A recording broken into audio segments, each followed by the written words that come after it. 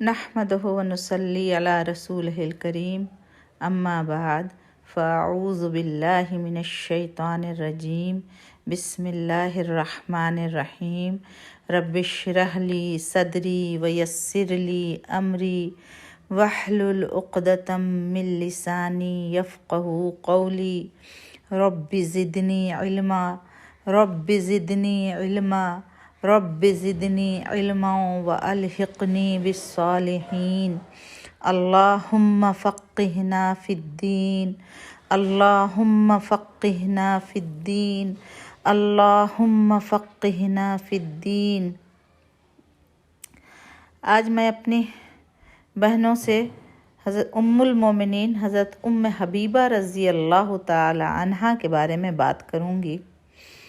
ان کا نام رملہ اور کنیت ام حبیبہ ہے اور کنیت ہی سے مشہور ہیں۔ والدہ صفیہ بنت ابو العاص تھیں جو حضرت عثمان رضی اللہ عنہ کی حقیقی پھوپھی تھیں۔ باپ ابو سفیان تھے جن کا نام صخر تھا اور زیادہ تر کنیت ہی سے مشہور و متعارف تھے۔ حضرت ام حبیبہ کی ولادت بعثت نبوی سے 17 سال پہلے ہوئی تھی۔ حضرت معاویہ رضی اللہ عنہ کی بہن تھیں۔ حضرت ام حبیبہ کا پہلا نکاح ایک شخص عبید اللہ بن جہش سے ہوا تھا جو اسد بن خزیمہ کے خاندان سے تھا اور حرب بن امیہ کا حلیف تھا۔ دونوں میاں بیوی ایک ساتھ مسلمان ہوئے اور ایک ساتھ ہی ہجرت حبشہ کا شرف حاصل کیا۔ حبشہ میں عبید اللہ سے ان کے ایک لڑکی پیدا ہوئی جس کا نام حبیبہ رکھا اور اسی وجہ سے ان کی کنیت ام حبیبہ قرار پائی۔ اس لڑکی یعنی حبیبہ نے رسول اللہ صلی اللہ علیہ وسلم کے ہاں تربیت کی منزلیں طے کیں اور قبیلہ ثقیف کے رئیس اعظم داؤد بن عروہ بن مسعود سے ان کی شادی ہوئی۔ ہجرت حبشہ سے کچھ عرصہ بعد حضرت ام حبیبہ رضی اللہ عنہا نے اپنے شوہر عبید اللہ کو خواب میں دیکھا کہ وہ مکروہ اور بدنما شکل میں ان کے سامنے آیا ہے۔ وہ اس خواب سے سخت پریشان ہوئیں اور اس شبہ میں پڑ گئیں کہ کہیں صورتحال بگڑ نہ جائے۔ صبح ہوئی تو عبید اللہ نے سنجیدگی سے کہا، ام حبیبہ، میں مذہب کے مسئلے پر کئی روز سے غور کر رہا ہوں۔ نصرانیت سے مجھے کوئی مذہب بہتر معلوم نہیں ہوتا۔ میں نے اسلام تو بلا شبہ قبول کر لیا تھا لیکن اب میں اسے ترک کرتا ہوں اور عیسائیت قبول کرتا ہوں۔ حضرت ام حبیبہ بہت گھبرائیں، بہت پریشان ہوئیں، عبید اللہ کو سخت ملامت کی اور عیسائیت کے مقابلے میں اسلامیت کی حقانیت واضح کی اور اپنا خواب بھی بیان کیا، مگر عبید اللہ پر کوئی اثر نہ ہوا۔ اس نے اسلام ترک کر کے عیسائیت قبول کر لی اور عیاشی کی زندگی بسر کرنے لگا۔ وہ مے نوشی کا بھی عادی ہو گیا تھا اور آخر اسی حالت میں مر گیا، جس کا ام حبیبہ کو بہت زیادہ افسوس تھا کہ اس کا شوہر ایمان لانے کے بعد پھر ایمان سے پھر وہ کفر کی حالت میں مرا۔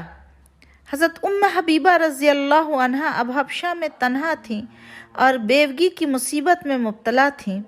عدت پوری ہوئی تو رسول صلی اللہ علیہ وسلم نے عمرو بن امیہ کو شاہ حبشہ نجاشی کے پاس ام حبیبہ کے لیے پیغام نکاح دے کر بھیجا۔ پیغام ملتے ہی نجاشی نے اپنی کنیز ابرہہ کو حضرت ام حبیبہ کے پاس بھیجا اور حضرت کا پیغام پہنچایا۔ ساتھ ہی کہا کہ اگر جواب اثبات میں ہے تو اپنا کوئی وکیل نکاح بھی مقرر کر دیجیے تاکہ فوری طور پر یہ تقریب انجام پا جائے۔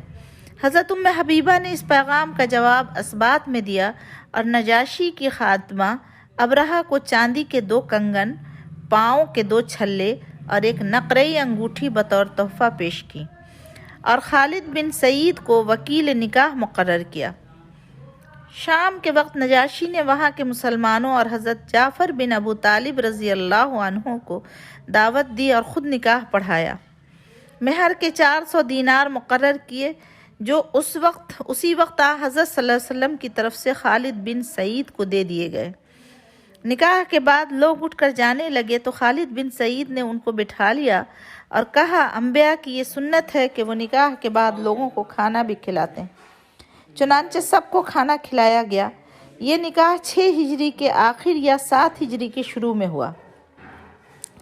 اس وقت حضرت ام حبیبہ رضی اللہ تعالی عنہا کی عمر 36 یا 37 سال کی ہوگی۔ نکاح کے بعد وہ جہاز میں بیٹھ کر مدینہ کو روانہ ہو گئیں اور مدینہ کی بندرگاہ پر جا اتریں۔ ان دنوں حضرت خیبر میں قیام فرما تھے۔ تاریخ و سیرت کی کتابوں میں مرقوم ہے کہ حضرت ام حبیبہ کا مہر 400 دینار مقرر کیا گیا تھا۔ یا تو یہ راوی کا سہو ہے، کیونکہ احمد بن حنبل اور علامہ ابن عبد البر وغیرہ نے واضح طور سے لکھا ہے کہ حضرت کی صاحبزادیوں اور ازواج مطہرات کا مہر 400 درہم تھا۔ حضرت ام حبیبہ کا مہر بھی 400 درہم ہوگا، جو راوی کی غلطی سے 400 دینار لکھا گیا۔ یہ ممکن ہے یہ مہر 400 دینار ہی رہا ہو، کیونکہ یہ مہر حضرت کے بجائے شاہ حبش نجاشی نے مقرر کیا تھا اور اسی نے ادا کیا تھا۔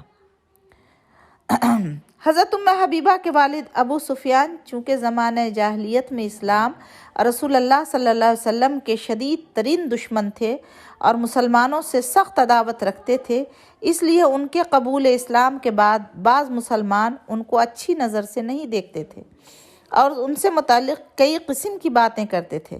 لہٰذا ابو سفیان نے مسلمانوں میں مقبول ہونے کے لیے حضرت کی خدمت میں کچھ درخواستیں پیش کیں، جن میں ایک یہ تھی کہ حضور صلی اللہ علیہ وسلم ان کی بیٹی ام حبیبہ کو اپنے حلقہ زوجیت میں داخل فرما لیں۔ چنانچہ آپ نے یہ درخواست قبول فرمائی، لیکن یہ بات بھی صحیح نہیں معلوم ہوتی، کیونکہ حضرت ام حبیبہ اپنے والد ابو سفیان سے بہت پہلے اسلام قبول کر چکی تھیں اور ان کے اسلام سے قبل امہات المومنین کے زمرے میں شامل ہو چکی تھیں۔ حضرت ام حبیبہ رضی اللہ تعالی عنہا سے احادیث بھی مروی ہیں جو صحاح کی کتابوں میں مذکور ہیں اور جن کی تعداد 65 یعنی 65 کے قریب ہے۔ ان سے روایت کرنے والوں کی تعداد بھی خاصی ہے، جن میں خود ان کی لڑکی حبیبہ، ان کے بھائی حضرت معاویہ، عتبہ بن عبداللہ بن عتبہ، عروہ بن زبیر، ابو الحراح، زینب بنت ابو سلمہ، صفیہ بنت شیبہ، شہر بن حوشب اور دیگر معزز حضرات شامل ہیں، جن میں صحابہ بھی ہیں اور تابعین بھی ہیں۔ حضرت ام حبیبہ نہایت عابدہ و زاہدہ تھیں۔ ایک مرتبہ رسول اللہ صلی اللہ علیہ وآلہ وسلم سے سنا کہ جو شخص 12 رکعت روزانہ نفل پڑھے گا اس کے لیے جنت میں ایک گھر تیار کیا جائے گا۔ اس فرمان رسول کا یہ اثر ہوا کہ خود فرماتی ہیں، میں ہمیشہ 12 رکعت نفل پڑھتی ہوں۔ پھر ان کے شاگرد اور شاگردوں کے شاگرد بھی ہمیشہ 12 رکعت نفل پڑھتے رہے۔ ان کے والد ابو سفیان کا انتقال ہوا تو خوشبو لگائی اور فرمایا، رسول اللہ صلی اللہ علیہ وسلم کا ارشاد ہے کہ کسی پر 3 روز سے زیادہ افسوس نہ کیا جائے، البتہ شوہر اس سے مستثنیٰ ہے، اس لیے کہ 4 مہینے 10 دن اس کو سوگ منانے کی اجازت ہے۔ رسول اللہ صلی اللہ علیہ وسلم کی ذات اقدس کے مقابلے میں کسی عزیز یا رشتہ دار کو ترجیح نہ دیتی، نہ کسی کی رعایت کرتی۔ اس زمن میں ایک قابل واقعہ ذکر ہے جو بڑی اہمیت رکھتا ہے۔ ایک مرتبہ ان کے والد ابو سفیان حالت کفر میں مدینہ منورہ آئے۔ ان کی آمد کا مقصد رسول اللہ صلی اللہ علیہ وسلم سے ملنا اور میعاد صلح میں توسیع کے بارے میں گفتگو کرنا تھا۔ وہ مدینہ آئے تو بیٹی کے پاس بھی گئے۔ حضرت ام حبیبہ کے مکان میں داخل ہوئے تو رسول اللہ صلی اللہ علیہ وآلہ وسلم کا بستر بچھا ہوا تھا۔ اس بستر پر بیٹھنے کے لیے آگے بڑھے۔ حضرت ام حبیبہ جلدی سے اٹھیں اور حضرت صلی اللہ علیہ وسلم کا بستر الٹ دیا۔ ابو سفیان کو یہ بات بہت زیادہ ناگوار گزری۔ انہوں نے غصے کے عالم میں کہا، یہ کیا حرکت ہے؟ یہ بستر تمہارے نزدیک مجھ سے زیادہ عزیز ہے؟ کہا، جی ہاں، یہ دنیا کی سب سے مقدس ہستی پیغمبر خدا صلی اللہ علیہ وسلم کا بستر ہے، اس کو صاف و مطہر رکھنا ضروری ہے۔ آپ کفر کی آلودگیوں سے ملوث اور شرک کی گمراہیوں میں پھنسے ہوئے ہیں۔